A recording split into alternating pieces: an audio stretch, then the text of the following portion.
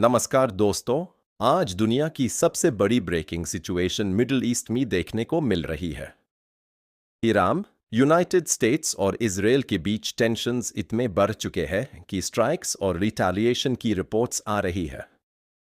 लेकिन सवाल ये है, यह सब शुरू क्यों हुआ? क्या यह सिर्फ एक स्ट्राइक है या बड़ा युद्ध? और इसका असर इंडिया और दुनिया पर क्या पड़ेगा?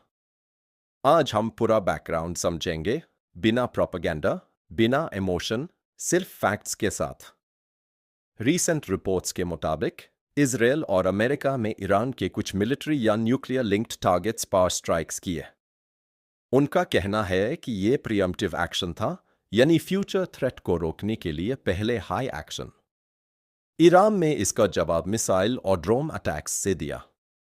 इस तरह का एक्शन रिएक्शन का साइकिल बहुत डेंजरस होता है। अगर एस्केलेशन कंट्रोल में ना रहे तो फुल स्केल रीजनल वॉर हो सकता है। मिडिल ईस्ट में ऑलरेडी प्रॉक्सी कॉन्फ्लिक्ट्स चल रहे हैं। लेबनान, सीरिया, गाजा, इन सब जगहों पर टेंशन्स कनेक्टेड होते हैं।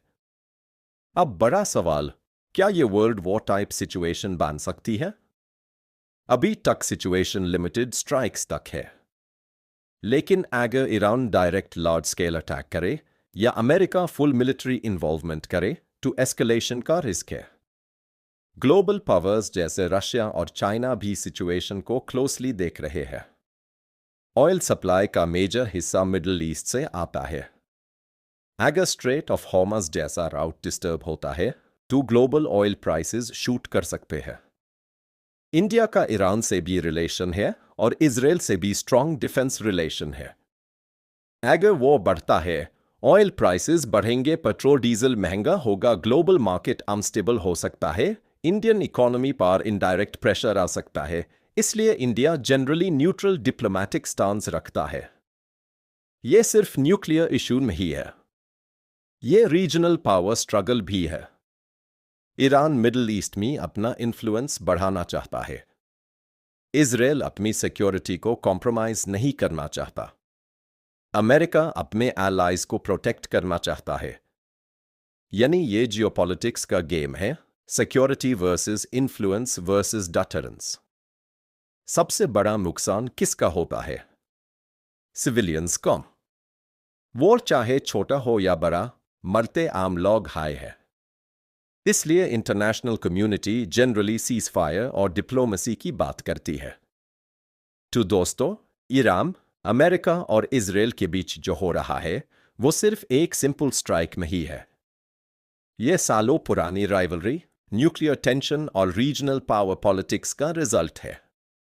अब देखना होगा कि सिचुएशन डिप्लोमेसी से कंट्रोल होती है या एस्केलेशन होती है। आपका क्या ओपिनियन है? क्या ये फुल वॉर बनेगा या टॉक्स से सॉल्व होगा?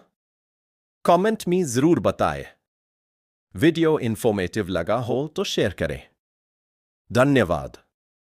सबसे पहले समझते हैं कि ईरान और अमेरिका के रिलेशंस हमेशा से अच्छे नहीं रहे। 1979 में ईरान में इस्लामिक रेवोल्यूशन हुई थी।